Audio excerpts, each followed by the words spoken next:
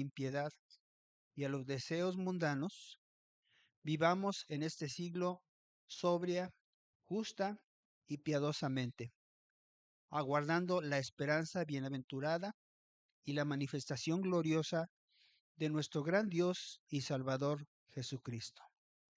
Señor, esa es la esperanza que nos mantiene, tu manifestación gloriosa, el cumplimiento, Señor, de tus promesas, el establecimiento de tu reino, Señor, en la tierra, la gloria, Señor, que recibirán tus santos en el cielo.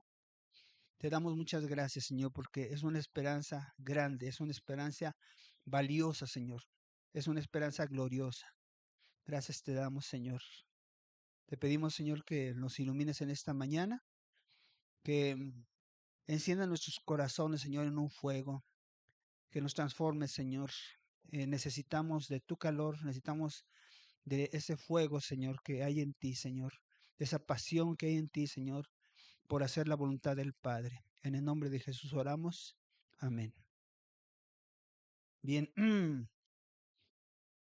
Apocalipsis es un libro muy bueno y tremendo porque nos muestra cómo Dios cumple lo que ha prometido. Nos muestra, como dice esta porción que acabo de leer, que esa esperanza en la cual o con la cual hemos vivido en la tierra tiene una recompensa, ¿verdad? No es una esperanza vana. En este mundo, quien no tiene esperanza, ¿qué es lo que hace? Pues se dedica a hacer cosas que no tienen ningún sentido hasta que se fastidia de la vida, se deprime, ¿verdad? Muchos hasta se quitan la vida porque no tienen esperanza. Dice la Biblia que nosotros antes de conocer a Dios, ¿verdad? Hasta estábamos sin Dios, sin Cristo, sin esperanza, sin nada en este mundo.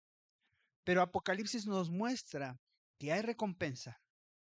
Nos muestra que Dios cumple lo que ha prometido. Si Él te prometió justicia, Él lo va a hacer. Si Él te prometió gloria, Él lo va a hacer. Si Él te prometió salud, Él lo va a hacer. Si Él te prometió bendición, restauración, lo que Dios te haya prometido, Él lo cumple. Estamos nosotros aquí en la tierra, amén. Y aquí en la tierra estamos ya recibiendo parte de nuestra herencia en el cielo. Pero cuando entremos a la presencia de Dios, eso va a ser glorioso, más glorioso. Bien, les invito a que vayamos al capítulo 7 de Apocalipsis. Vamos a la primera diapositiva y vamos a ver que el apóstol San Juan vio lo siguiente. Dice la palabra que Juan miró y había en los cuatro extremos de la tierra, ¿verdad? Posiblemente norte, sur, este y oeste, había cuatro ángeles que estaban deteniendo los cuatro vientos. Ay, perdón, se me olvidó pasarles unos papelitos. ¿Me puedes apoyar, Luis? En estos papelitos hay citas y les voy a pedir que me apoyen para poder leer estas citas. Y también Luis nos va a hacer favor de pasar un micrófono para que las vayan leyendo, ¿verdad? De esa forma, podemos ir comprendiendo mejor cada porción de la escritura. Entonces, había aparentemente cuatro vientos que querían soplar poderosamente sobre la tierra. La palabra de Dios nos dice que hay alguien que gobierna sobre los aires. ¿Quién es? ¿Eh? Así es, el diablo, que también se llama el príncipe de la potestad del aire. El enemigo, ¿verdad? Dice la palabra, vino a robar, matar y destruir. Y entonces, en este aspecto, ¿verdad? El viento se está presentando como un elemento destructivo. ¿Qué muestra tenemos en las noticias del poder del viento? Del poder destructivo del viento. ¿Qué puede hacer el viento? Tornados, ¿verdad? Tormentas tremendas. Puede levantar el mar, ¿verdad? Y el mar es una fuerza poderosísima, ¿verdad? Que puede destruir. Bien, también el viento, ¿verdad? Pues va erosionando la tierra, ¿verdad? El viento tiene un poder tremendo. Bien, la persona que tenga la primera cita, que es Zacarías 6, 1 al 8, si me puede por favor leer. Dice, de nuevo alcé mis ojos y miré, y he aquí 4 carros que salían entre 2 montes, y aquellos montes eran de bronce. En el primer carro había caballos alazanes, en el seguro, en el segundo carro caballos negros, en el tercer carro caballos blancos, y en el cuarto carro caballos overos rucios rodados. Ok. Respondí entonces y dije al ángel que hablaba conmigo, Señor mío, ¿qué es esto? Y el ángel me respondió y me dijo, estos son los 4 vientos del cielo, que salen después de presentarse delante del Señor de toda la tierra.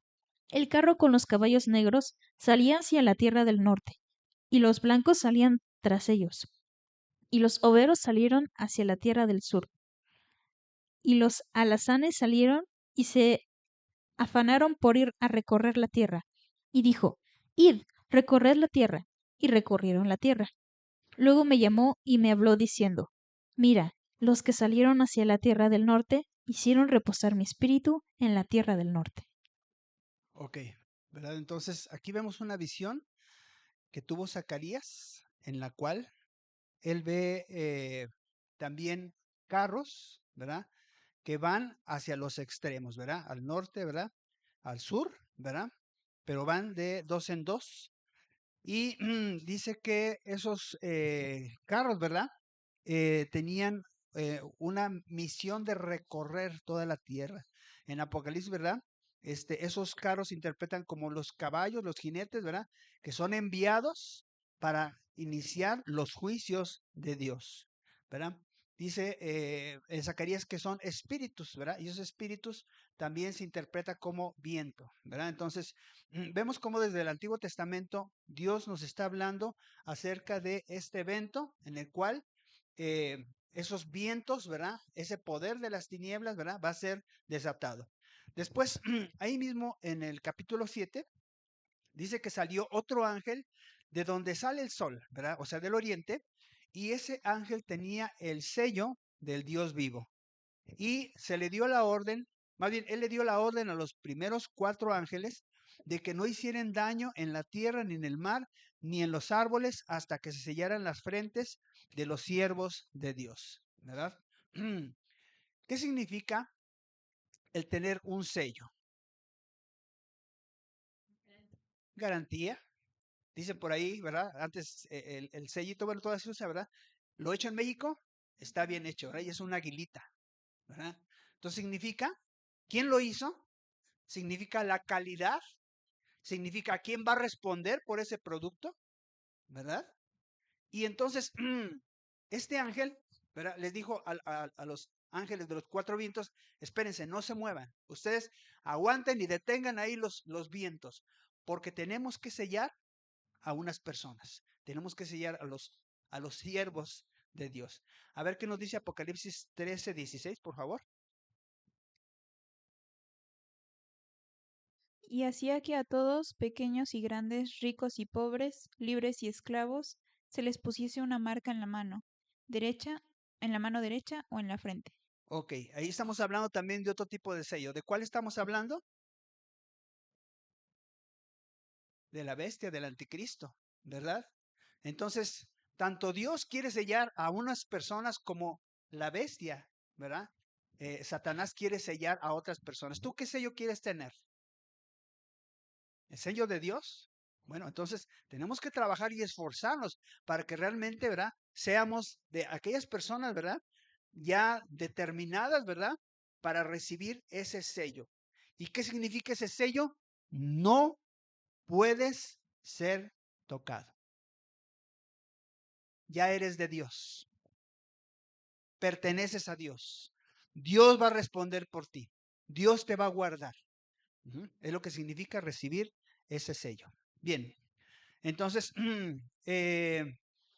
Satanás, ¿verdad? Aunque es el príncipe de la potestad del aire, él no puede actuar a menos que Dios se lo permita. Si algo malo sucede en nuestra vida, ¿verdad?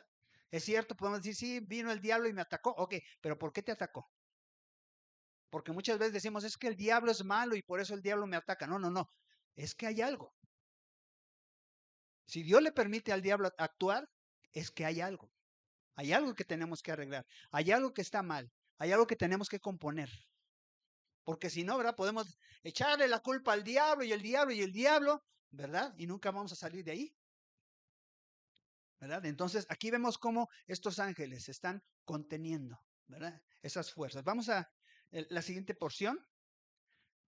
Versículos 4 al 8 nos comenta lo siguiente acerca de, nos habla más de los sellados, ¿verdad? ¿Quiénes son estos sellados? Dice la palabra que ellos sellaron a 144,000 siervos israelitas, ¿verdad? Muchos grupos se han adjudicado, no, nosotros somos los 144,000. Como por ejemplo, los testigos de Jehová, ¿verdad? Cuando empezó esta secta, ¿por qué decimos que es una secta? Porque no se basan en la palabra de Dios. Dicen que se basan en la palabra de Dios, pero realmente contradicen muchos textos de la Escritura y es más, han cambiado comas, puntos, ¿verdad? Y palabras para que la Biblia signifique lo que ellos quieren que signifique. Y al principio ellos decían, nosotros somos de los 144,000 y se están, ¿verdad? Ahora sí que conviértanse a los testigos de Jehová porque todavía no se completa el número de los 144,000. Pero ¿qué creen que pasó? Que llegaron a los 144,000 y rebasaron los 144,000. Y entonces ahora, ¿qué decimos? Bueno, dijeron, no, es que entre los testigos de Jehová hay 144,000 que son escogidos, ¿verdad? Bueno, la Biblia no habla nada acerca de eso. La Biblia nos dice que son israelitas. Y ahorita lo vamos a ver más adelante. No son gentiles, son israelitas. Y estos 144,000, ¿verdad? Pues son de cada una de las siguientes tribus de Israel, ¿verdad? De Judá, de Rubén, Gad, Aser, Neftalí, Manasés, Simeón, Leví, Isaacar, Zabulón, José y Benjamín. 12,000 de cada una de las tribus. Cuando se escoge entre un grupo de personas igual cantidad de cada clan, ¿qué nos habla de eso? Justicia. Dios es justo. Dios ni escoge más de uno ni escoge menos de otro. 12,000, 12,000, 12,000, 12,000, 12,000, 12,000, 12,000 sellados. Y 12,000, y el 12, ¿verdad? También es el número de gobierno, de reino. Bien, entonces, si ustedes se fijan, bueno, vamos a ver Romanos 11, versículos 1 y versículos 26. Creo que una persona tiene las dos citas, ¿verdad? Gracias. Dice 11:1, digo, pues, ¿ha desechado Dios a su pueblo? En ninguna manera, porque también yo soy israelita de la descendencia de Abraham, de la tribu de Benjamín. Y el versículo 26. 26. Y luego todo Israel será salvo. Como está escrito, vendrá de Sión el libertador que apartará de Jacob la impiedad. Gracias. Fíjense cómo Israel es el pueblo escogido de Dios. ¿Cuántas cosas ha hecho Dios por Israel? Muchísimas. Pero no todos se van a salvar. Y ahí lo dice esa porción de la Escritura. Dice, entonces vendrá el libertador y entonces habrá salvación. ¿La salvación viene de los judíos? Claro que sí, porque Jesucristo es el judío que dio su vida por toda la humanidad. Sin embargo, no todos creyeron en él, no todos los judíos creyeron en él. Por eso, la salvación de los judíos también está solamente en Cristo, ¿verdad? Por eso se está hablando, ¿verdad?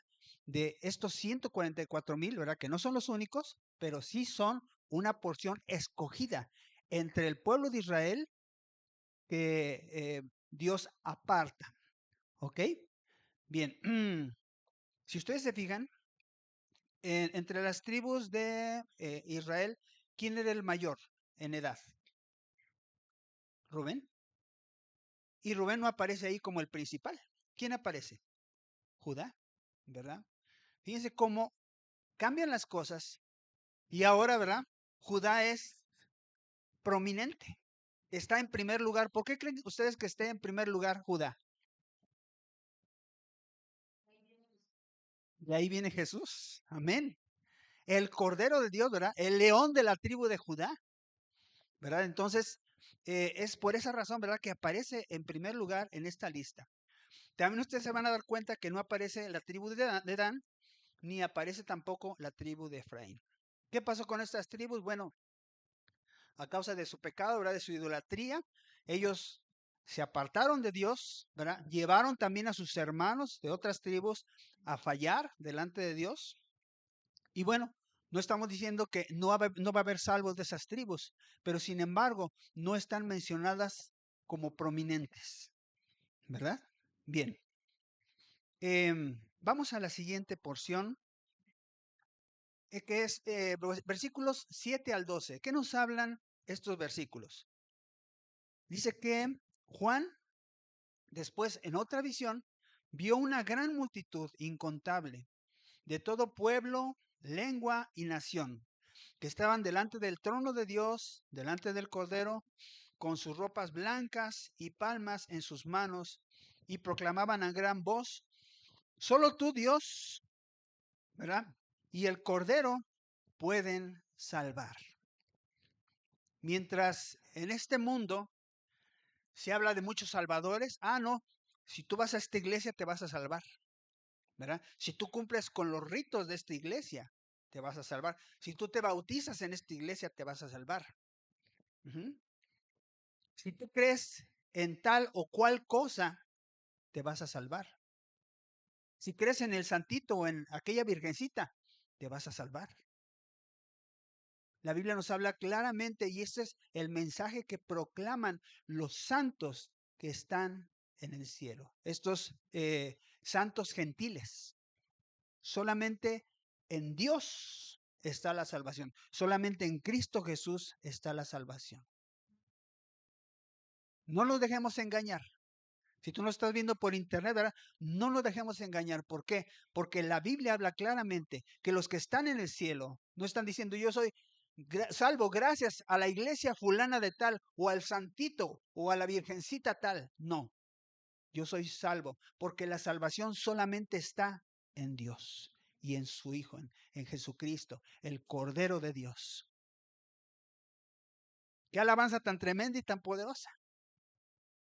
No hay nadie que nos pueda ayudar, no hay nadie que pueda rescatar a la humanidad, no hay nadie que pueda salvarla, solamente Jesús, el Cordero de Dios y el Padre. Bien, todos los ángeles que estaban alrededor del trono, ¿verdad?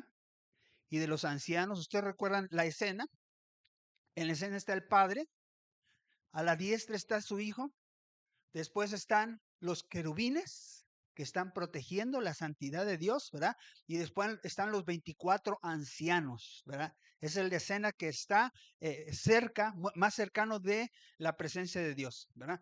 Dice que todos los ángeles que estaban alrededor del trono y estaban alrededor de los ancianos y de los cuatro seres vivientes se postraron y adoraron diciendo: amén.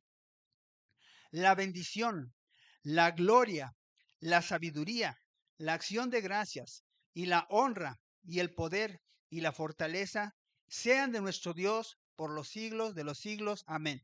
¿Qué es esto? Es una bendición, pero también es una proclamación. Están diciendo ellos, ¿verdad? Primeramente están reconociendo que lo que dijeron los santos es cierto. ¿Qué dijeron ellos? Solamente Dios puede salvar. Y en segundo lugar, ¿verdad? Al adorar, ellos dan gloria a Dios declarando estas cosas, ¿verdad? ¿Qué es lo que el hombre busca aquí en la tierra? Busca su propia gloria.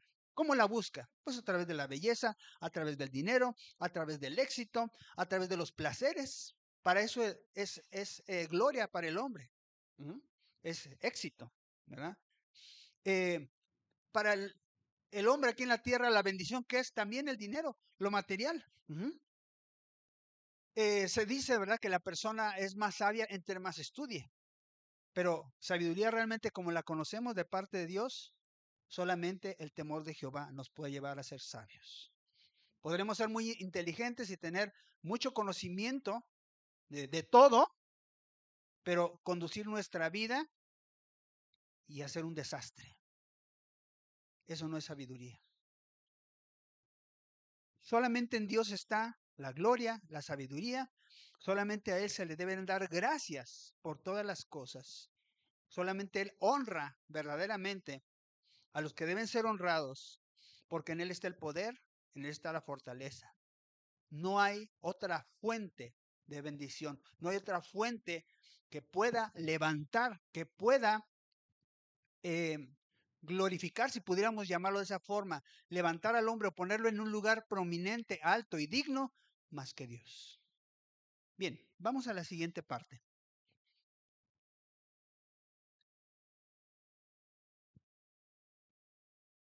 El anciano, uno de los ancianos que estaba presente en la escena, le dice a Juan, oye, esta gran multitud, ¿verdad?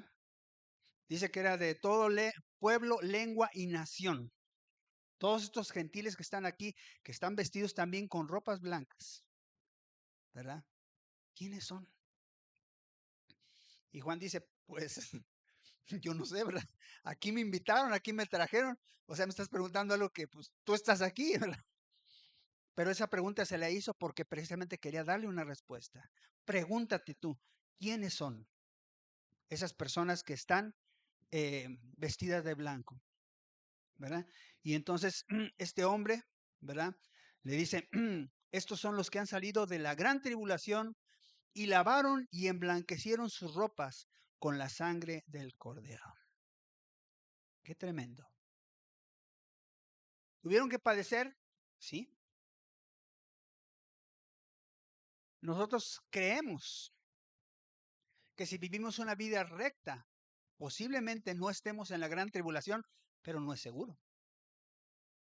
Puede ser que nos toque parte de la gran tribulación. De hecho, el Señor Jesucristo dijo, cuando ustedes vean en este lugar la abominación desoladora, corran, huyan a las montañas, porque va a venir una cosa tremenda, una persecución tremenda. Dice, esos días tendrán que ser acortados porque si no, ninguno sería salvo. Esto va a ser un tiempo muy tremendo, un tiempo muy difícil. Bueno, estos santos, ¿verdad? Son los que salieron de esa gran tribulación. Y fíjense una cosa, no eran dignos. No eran dignos de estar en el cielo. No merecían estar delante de la presencia del Señor. No merecían tener esas vestiduras blancas. Pero dice que ellos hicieron lo siguiente. Lavaron y emblanquecieron sus ropas con la sangre del cordero.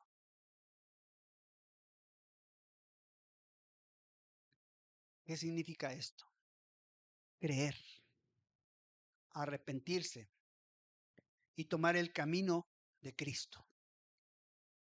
En este mundo mucha gente, ¿verdad? Se da aires de limpieza, de pureza, de justicia. Dice la Biblia, y bien lo dice, todo hombre proclama su propia justicia, pero hombre de verdad, ¿quién lo hallará? Dice otra porción, todo hombre es mentiroso. Entonces, el hombre, ¿qué es lo que busca? Busca que tenga una imagen delante de las demás personas limpia, pero solamente hay alguien que puede limpiar la vida del hombre, y es la preciosa sangre de Cristo Jesús. No eran dignos. Ellos no debían de estar vestidos, ni deberían de estar en el cielo. ¿Dónde deberían estar? En el infierno, lejos de Dios. Pero ellos tomaron una decisión. Voy a creer en Cristo. Mis ropas están sucias. Estoy inmundo. Ayer, ¿verdad? En lo que víamos en la fiesta de luz, ¿verdad? Estaba compartiendo la pastora Bani. La paga del pecado, ¿qué es? Muerte. La paga del pecado, que es vivir eternamente separado de Dios y en completa oscuridad, en las tinieblas, en el calor del infierno, del fuego. Es el destino de la humanidad. Y estos estaban destinados también a lo mismo. Pero sin embargo, hay un jabón, si pudiéramos llamarlo así, como ninguno, que puede limpiar el pecado del ser humano, si es que el ser humano quiere. Dios no hace acepción de personas y cualquier persona puede ser salva. Sin embargo, no todos creyeron, no todos entendieron. Muchos pensaron que el cristianismo era como cualquier otra religión y no se aventuraron realmente a encontrar en la palabra de Dios al Jesús verdadero. Bien, vamos a ver Daniel 11, 31 al 35. No sé a quién le tocó esa cita, por favor. Y se levantarán de su parte tropas que profanarán el santuario y la fortaleza, y quitarán el continuo sacrificio, y pondrán la abominación desoladora. Con lisonjas seducirá a los violadores del pacto, mas el pueblo que conoce a su Dios se esforzará y actuará. Y los sabios del pueblo instruirán a muchos, y por algunos días caerán a espada y a fuego en cautividad y despojo, y en su caída serán ayudados de pequeño socorro, y muchos se juntarán a ellos con lisonjas. También algunos de los sabios caerán para ser depurados y limpiados, y emblanquecidos hasta el tiempo determinado, porque aún para esto hay plazo. Gloria a Dios. Ahí lo que la Biblia menciona, Daniel menciona como sabios, es gente temerosa de Dios, es gente que enseña la verdad. Y dice que esos hombres van a padecer.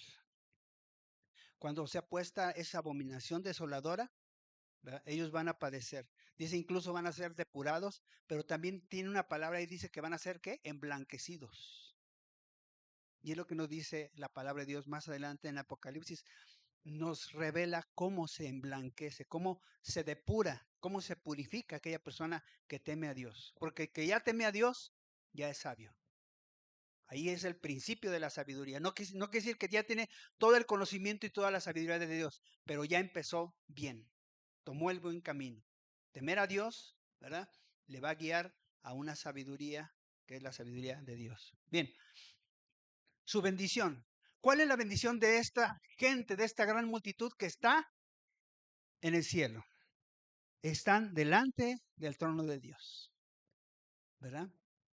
Habrá gente que esté muy cerca, como esos 24 ancianos que están cerquitita del Padre, del Hijo, pero hay otros, ¿verdad? Conforme haya sido nuestra obediencia, nuestro servicio aquí en el mundo, va a ser qué tan cerca vamos a estar de nuestro Señor. Bueno, pues estos santos, ¿verdad? Dice que están delante del trono y sirven a Dios en su templo de día y de noche. Dice que Dios los va a cobijar bajo su tabernáculo. Es como quien alguien extiende su casa, ¿verdad? Para cubrirte, decirte, ven, tú vas a vivir aquí conmigo. Aquí hay habitaciones para que tú vivas conmigo. ¿Qué dijo el Señor Jesús? Voy a preparar un lugar para vosotros. ¿Verdad? ¿Por qué? Porque donde yo estoy, ¿verdad? Yo quiero que ustedes estén. Cualquiera que me sirva, ¿verdad? Va a estar conmigo. Va a vivir conmigo. ¿Verdad? Si algo anhela Dios es estar cerca de nosotros. Pero nosotros queremos estar cerca de Dios. Eso se determina aquí en la tierra.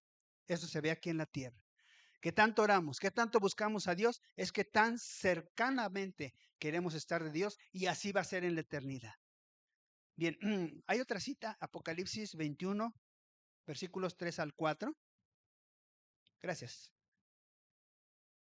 Oí una fuerte voz que salía del trono y decía, miren, el hogar de Dios ahora está entre su pueblo. Él vivirá con ellos y ellos serán su pueblo. Dios mismo estará con ellos. Él les secará toda lágrima de los ojos y no habrá más muerte, ni tristeza, ni llanto, ni dolor. Todas las cosas ya no existirán más. Gloria a Dios. ¿Qué nos decía este canto que cantábamos hace un momento, verdad? No habrá más llanto, no habrá más dolor, no habrá más muerte. ¿Por qué? Porque estaremos ya en la presencia del Señor. Estaremos disfrutando de toda esa bendición, de toda esa gloria que Él imparte a todos los que están cerca, ¿verdad? Aún a los que están lejos, pero es como cuando tú estás cerca de una fogata.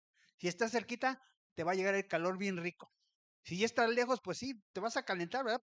Pero no vas a sentir ese calor, esa luz que está emanando de la fuente. ¿Cuál es la fuente? Dios, Jesucristo. Ellos son la fuente, ¿verdad?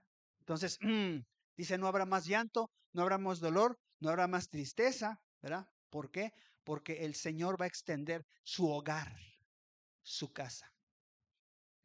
Es extraño cómo Dios, siendo el creador de todas las cosas, siendo un ser, el ser más maravilloso y el único glorioso en todo el universo, quiere estar con el ser humano. Quiere estar conmigo, contigo. ¿Cómo es eso? ¿Se les hace lógico? No es lógico.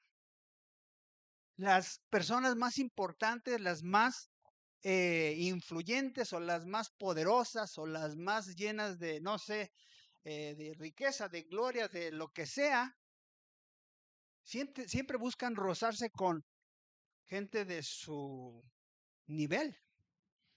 No van a recoger un pobrecito, un mendigo por ahí, o mendigo, ya no sé cómo se pronuncia, ¿verdad? Un mendigo, no un mendigo, un mendigo. No van a ir y juntarse con él y sentarse a, no sé, comerse una torta con esa persona. ¿Lo van a hacer? Si tienen tanto dinero y tanto lujo y pueden comer caviar cuando quieran, no sé a qué sepa, ¿verdad? Pero dicen que ha de ser alguna comida excelente. No lo van a hacer. Pero Dios, que es el creador de todas las cosas, el supremo ser del universo, quiere estar contigo, con el ser humano. Ese ha sido su deseo. Cuando estaban en el Edén, había una comunión muy cercana entre Adán y Dios, entre Eva y Dios. Esa comunión fue rota por el pecado y por mucho tiempo parecía que Dios había perdido a la humanidad, pero la recuperó. ¿Cómo? A través de la sangre, del sacrificio de su Hijo. La Biblia dice que tanto amó Dios al mundo que decidió dar a su Hijo, a su único Hijo, para salvar a la humanidad. Dios es un Dios es un ser maravilloso. Es alguien que ama a la humanidad como nadie y que ha hecho todo lo necesario y más allá como nadie, porque nadie podía hacerlo, pero él sí quiso, Jesús sí quiso, el Padre sí quiso y por eso decidieron darse por la humanidad. Por eso la salvación pertenece a ellos. Bien, aquí mismo en esta porción, versículos 13 al 17, dice que ellos no tendrán más hambre, sed, calor, insolación, porque el Cordero los pastoreará a fuentes de agua de vida. Toda lágrima será enjugada. La siguiente porción, que es el Salmo 23. ¿Quién la tiene? Sí, todo.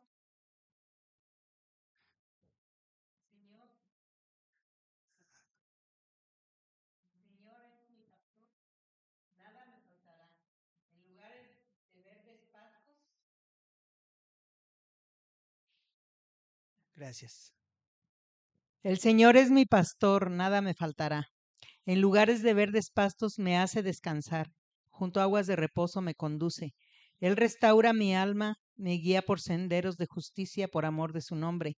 Aunque pase por el valle de sombras de muerte, no temeré mal alguno, porque tú estás conmigo. Tu vara y tu callado me infundirán aliento. Tú preparas mesa delante de mí en presencia de mis angustiadores. Unges mi cabeza con aceite, mi copa está rebosando. Ciertamente, el bien y la misericordia me seguirán todos los días de mi vida, y en la casa del Señor moraré por largos días. Amén. Hoy estamos viviendo el Salmo 23. Sí, bueno, ahí hay un amén. Gloria a Dios.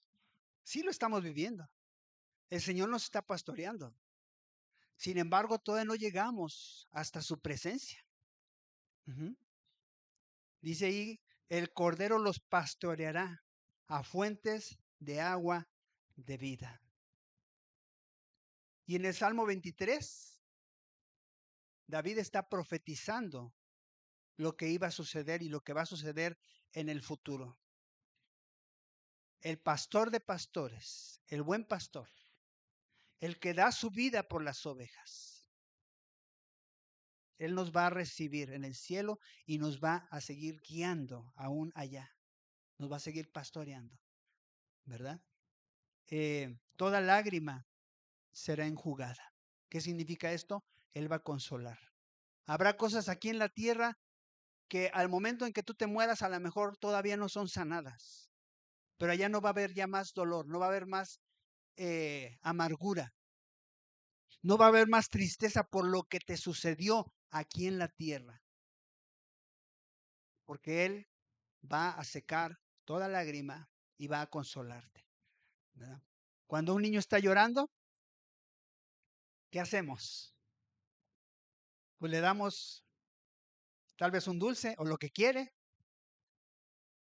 Cuando van a la tienda, ¿verdad? No sé, a nosotros tal vez alguna vez nos pasó, ¿verdad? Pero los hijos quieren algo. Quiero ese juguetito, quiero esto, quiero lo otro.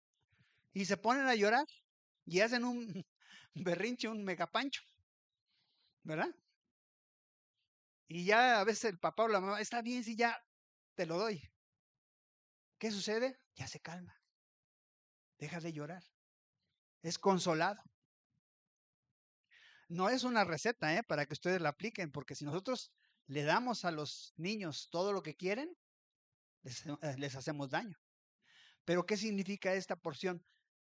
Si tú estás llorando por una injusticia aquí en la tierra, algo que te hicieron, el Señor allá arriba te va a recompensar con mucho más, de tal forma que vas a olvidar ese dolor para siempre. Bien, la siguiente diapositiva. Entonces sucede que el Cordero abre el séptimo sello. Recuerden que nos quedamos la vez pasada en 6 sellos y aquí el Señor abre el séptimo sello y dice la palabra que se hizo silencio como de una media hora, ¿verdad? No sé, el otro día viendo en internet, ¿verdad? Dicen ahí que esa es la prueba de que no hay mujeres en el cielo, porque se hizo silencio como de una media hora, ¿verdad? Y digo, no es malo que las mujeres platiquen y hablen, pero nosotros los hombres como que somos más callados. Bueno, algunos, ¿verdad? Hay otros que sí son muy platicadores y hablan hasta por los codos, ¿verdad? Pero en general nos gusta estar más tranquilos, más callados. ¿Por qué se habrá hecho este silencio? No fue por las mujeres, porque sí hay muchas mujeres y a lo mejor muchas más que hombres en el cielo, ¿verdad? No lo sé, pero es probable. Porque si vemos quiénes seguían a Jesús, la misma palabra de Dios nos dice, ¿verdad? Que había muchas más mujeres. Y muchas mujeres que le servían fielmente y hasta daban de sus bienes para asistir al maestro y a sus discípulos.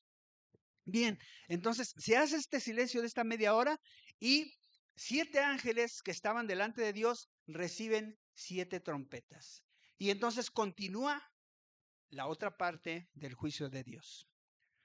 Se presentó también un ángel ante el altar con un incensario de oro y se le dio mucho incienso para ponerlo con las oraciones de los santos.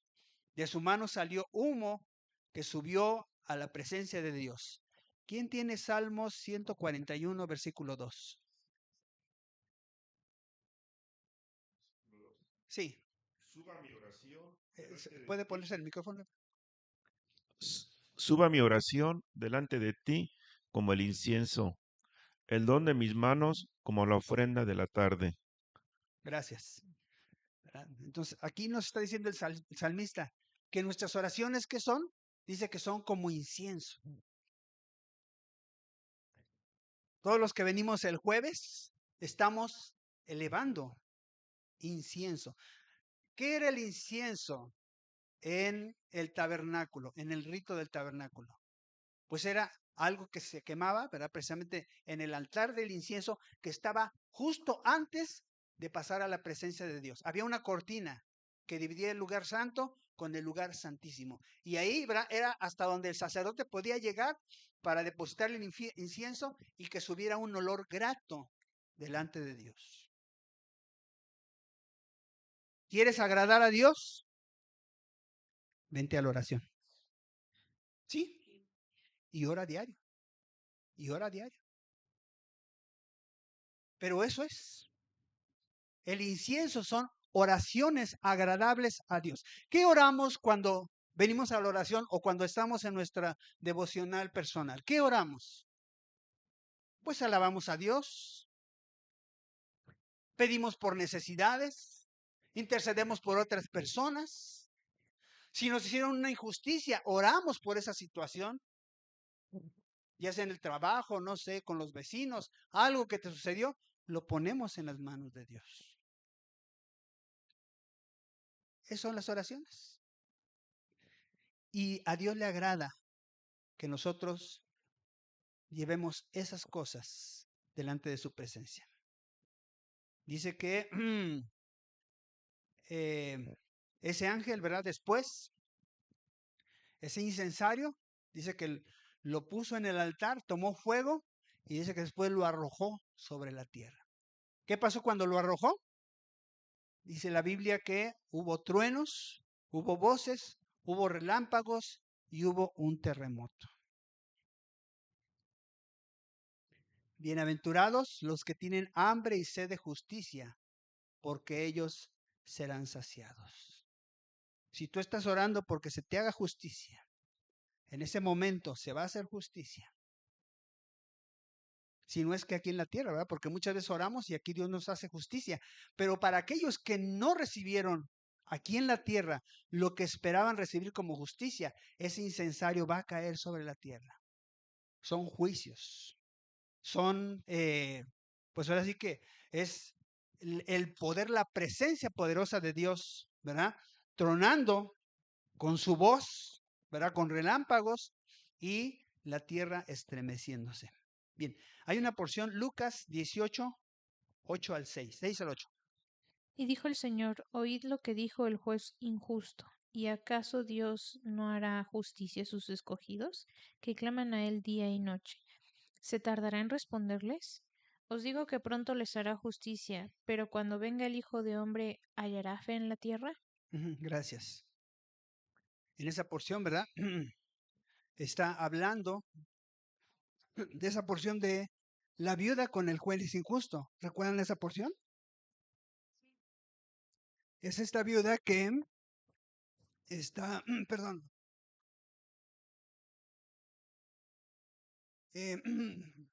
está con el juez y ese juez es un juez injusto.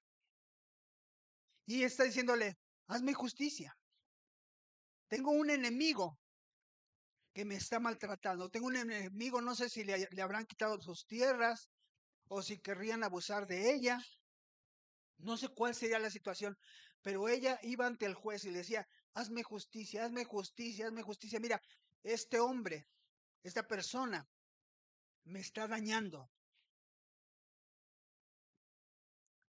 Y ese juez dijo, no le voy a hacer justicia. ¿Quién es esta viuda? No tiene ni quien la defienda. Es más, ni tiene para pagar seguramente. Porque mucha gente paga por la justicia.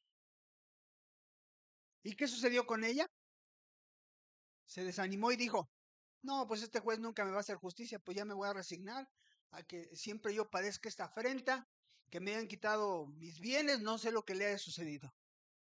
¿Se conformó? No.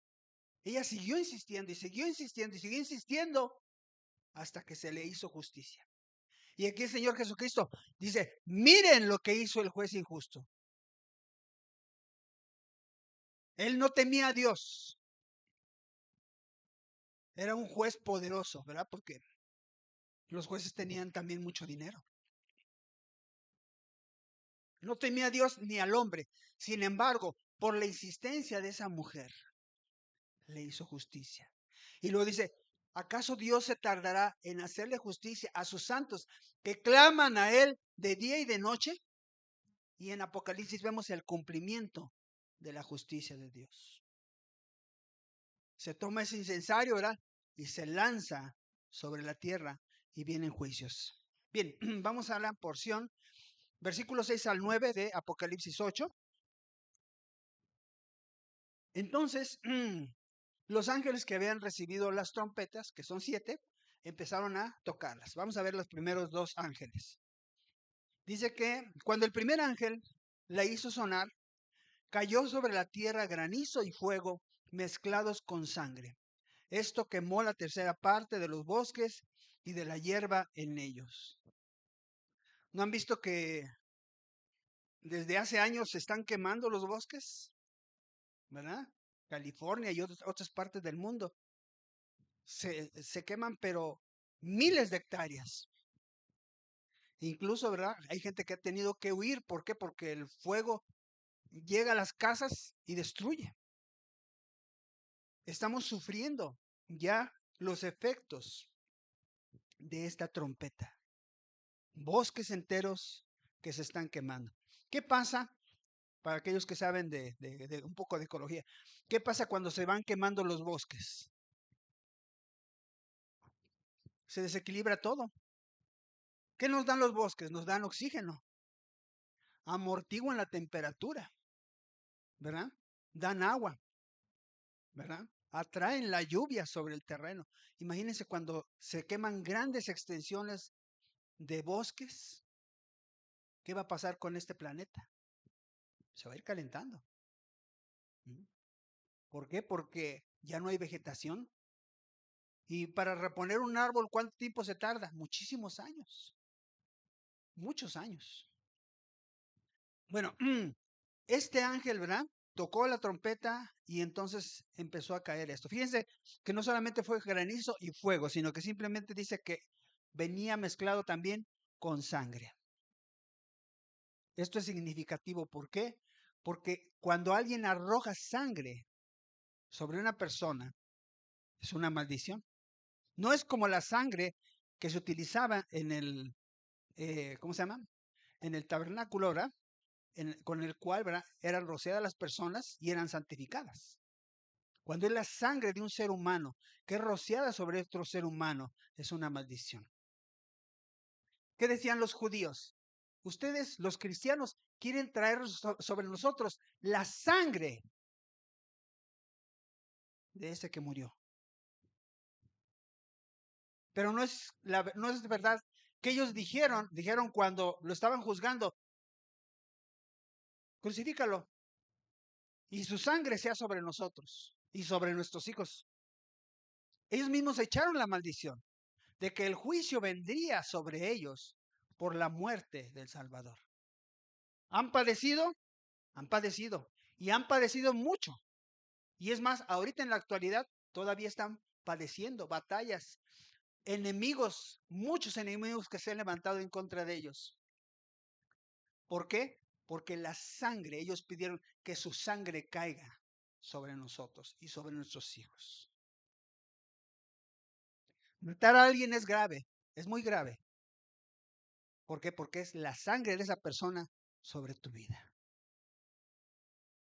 Así es que ese juicio, ¿verdad? Era también por homicidios, por injusticias. A ver qué nos dice Éxodo 9:24, por favor. Hubo pues granizo y fuego mezclado con el granizo, tan grande cual nunca hubo en toda la tierra de Egipto desde que fue habitada. Gracias, ¿verdad? También esta prueba es similar, esta juicio es similar al juicio que Dios dio a los egipcios por medio de Moisés. Egipto, ¿qué significa? El mundo. El mundo que no quiere creer en Dios.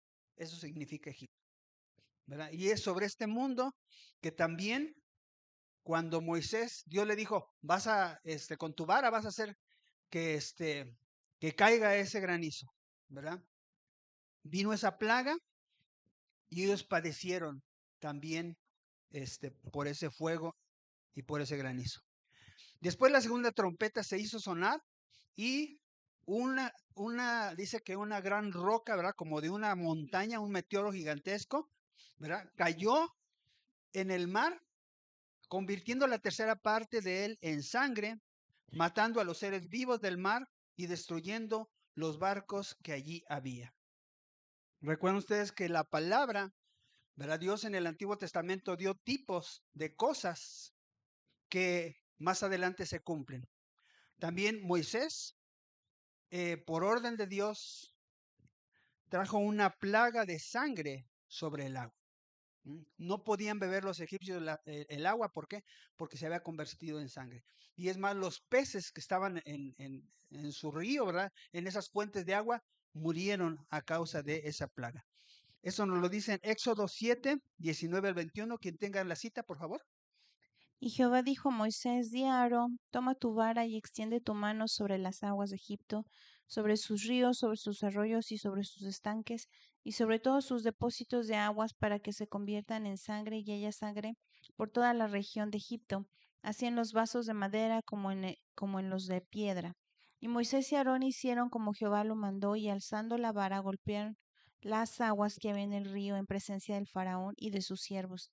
Y todas las aguas que había en el río se convirtieron en sangre. Asimismo los peces que había en el río murieron y el río se corrompió, tanto que los egipcios no podían beber de él, y hubo mucha sangre por toda la tierra de Egipto. ¿Por qué creen que Dios traería la plaga de sangre sobre Egipto? Sí, Faraón era soberbio. Faraón no quería reconocer a Dios. Pero ¿saben una cosa? En manos de los egipcios murieron muchos hebreos cuando eran esclavos. No los trataban suavecito, a latigazos, ¿verdad? A golpes. Y hubo muchos muertos, hubo sangre derramada, ¿verdad? ¿Cómo se castiga el pecado en el infierno? Con la misma pecado que la persona cometió aquí en la tierra. Si una persona era alcohólica, ahora le van a estar dando alcohol y ya no va a querer, pero ese es su tormento. Si alguien era sanguinario, le van a dar eso, tormento de un sanguinario, ¿verdad? Entonces, con la misma pecado con el cual la persona se deleitaba aquí en la tierra, va a ser atormentado allí en el infierno. Bien, vamos a la siguiente diapositiva. El tercer y cuarto ángel tocaron las trompetas. Esto está en los versículos 10 al 13. Y dice que cuando el tercer ángel tocó la trompeta, cayó del cielo una gran estrella ardiendo sobre la tierra. Y la tercera parte de los ríos y las fuentes de las aguas, ¿verdad? Fueron afectados. Y el nombre de esta estrella es Ajenjo. La tercera parte de las aguas se convirtió en ajenjo y muchos hombres murieron a causa de esas aguas amargas. El número 5:18, a ver, ¿quién nos puede leer esa cita? Que la tenga. Y hará el sacerdote estar en pie a la mujer delante de Jehová, y descubrirá la cabeza de la mujer, y pondrá sobre sus manos la ofrenda recordativa, que es la ofrenda de celos. Y el sacerdote tendrá en la mano las aguas amargas que acarrean maldición. Fíjense que ese juicio se hacía cuando un hombre tenía celos de su mujer, cuando sospechaba, ¿verdad?, que lo estaba engañando. ¿Qué hacían? Entonces iban con el sacerdote y entonces se hacía todo un ritual en el cual se proclamaban maldiciones si es que la mujer había sido infiel. Y después se le daba a beber esa agua o esa bebida a esa mujer. Y si había pecado, si realmente era cierto que había adulterado o había sido infiel, esa mujer enfermaba y moría. Si esa mujer realmente decía la verdad y no le había fallado a su esposo, esa mujer vivía. Y la bebida era la misma, pero era un juicio que se daba en ese momento para terminar con esa situación, ¿verdad? De que si el hombre estaba desconfiando, bueno, la ley establecía que se tenía que hacer esa situación. Y esa era una bebida amarga que se le daba a esa mujer. ¿Qué significaba esa bebida? Maldiciones. Hay gente que te maldice, ¿sabes? Hay gente que te tiene envidia. Hay brujos, hay hechiceros que están trabajando tu vida y quieren maldecirte. Quieren darte de beber esa bebida de amargura. ¿Te puede hacer efecto? ¿Qué opinan? Si la persona está en pecado, o no está en pecado? Ajá, de eso depende. Si esa amargura te va a llegar, si esa maldición te va a llegar, si estás en pecado te va a llegar esa maldición. Si estás viviendo correctamente delante de Dios, vas a ser librado como esas mujeres fueron libradas, porque no había en ellas pecado, no había mancha. Y este juicio viene precisamente por un tipo de adulterio que se llama adulterio espiritual, que se llama idolatría, que significa postrarse y honrar imágenes en vez de honrar a Dios. No se pueden honrar las dos cosas. No puedes decir, es que sí, yo creo en Dios, pero también me postro ante las imágenes. Perdóname, pero eso es adulterio. Y el juicio viene sobre la tierra precisamente por eso. Vienen esas aguas a convertirse en amargura y en maldición por la idolatría que hay en la tierra. Una persona que lea Juan 7:38. Dice, el que cree en mí, como dice la escritura, de su interior correrán ríos de agua viva. Bien, en contraste, mientras en el mundo hay un juicio de aguas amargas, Jesús es esa fuente de agua de vida. Jesús es esa agua dulce, esa agua viva que puede transformar y puede vivificar tu ser. Bien, el cuarto ángel tocó la trompeta y fue herida la tercera parte del sol y la tercera parte de la luna y la tercera parte de las estrellas, para que no hubiese luz en la tercera parte del día y de la noche. Juan 8:12. La palabra de Dios dice, otra vez Jesús les habló diciendo, yo soy la luz del mundo, el que me sigue no andará en tinieblas, sino que tendrá la luz de la vida. Ok. A la gente que le gusta andar en tinieblas, hace las obras de las tinieblas. ¿Qué cosas hacen en las tinieblas? ¿Qué se hace de noche? Todo lo malo. Dicen que las muertes más tremendas, ¿verdad?, se dan entre las 2 y las 3 de la mañana, creo. Los accidentes, los homicidios, las balaceras. Bueno, ahora ya las hacen también de día, ¿verdad? Pero la mayoría de las cosas malas que se hacen en este mundo se hacen de noche. Las borracheras, las fornicaciones, ¿verdad? Los asaltos a bancos se hacen de noche. Y como el juicio es sobre una humanidad que ha estado amando las tinieblas, por eso Dios envía a través de esa trompeta un juicio sobre el sol para que se oscurezca. ¿Alguno de ustedes ha estado en un eclipse total de sol? ¿Cómo es? Es tremendo, ¿no? Hasta como que le sobrecoge un poco de temor. Más que nada por el ruido de las aves. ¿No les ha pasado, verdad? A mí me pasó, ¿verdad? Que las aves se descontrolan y empiezan a hacer mucho ruido, porque ellas también están confundidas. ¿Qué está pasando? Se oscureció el día. Qué bonito, ¿verdad? Es que que cada día vemos el sol salir y se vuelve a ocultar. Y pasamos la noche porque tenemos la confianza de que va a venir otro día.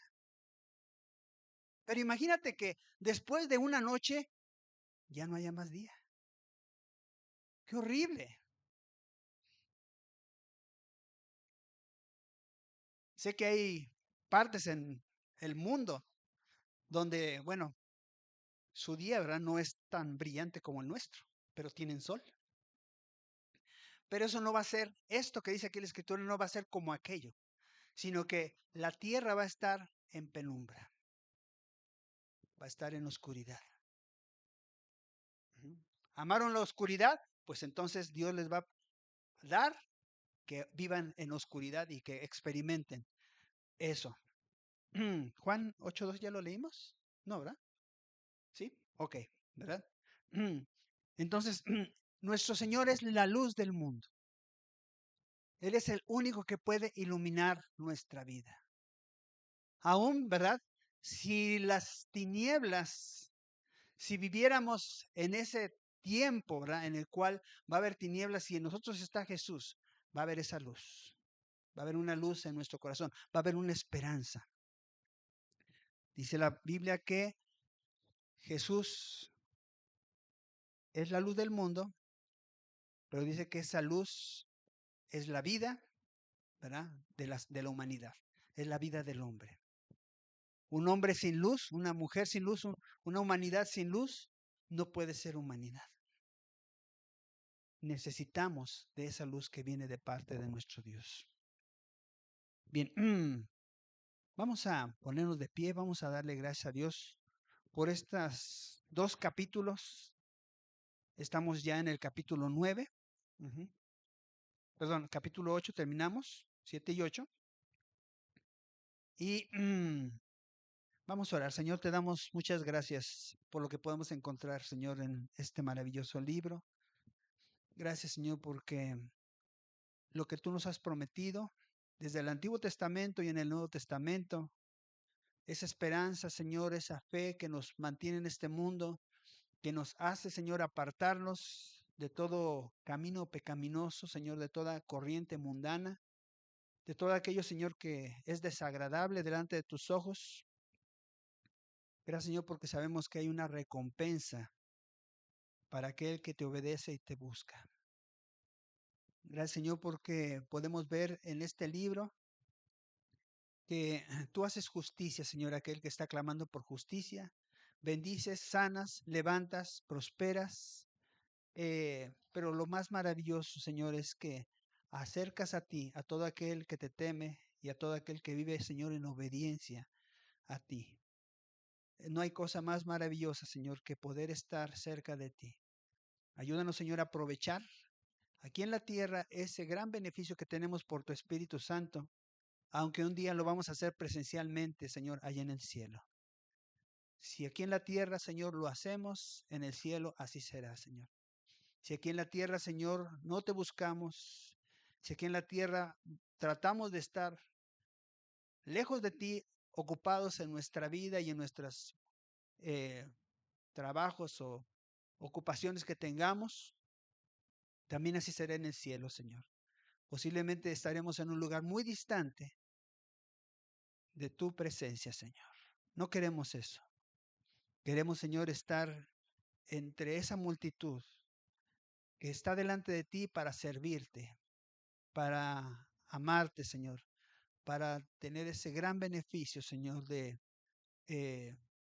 recibir ese amor, Señor, esa paz, esa gloria, Señor, que tú emanas, esa maravillosa presencia, Señor, que transforma nuestras vidas, Señor, y que nos hace experimentar, Señor, dicha, gozo, alegría, Señor, bendición y todo bien, Señor.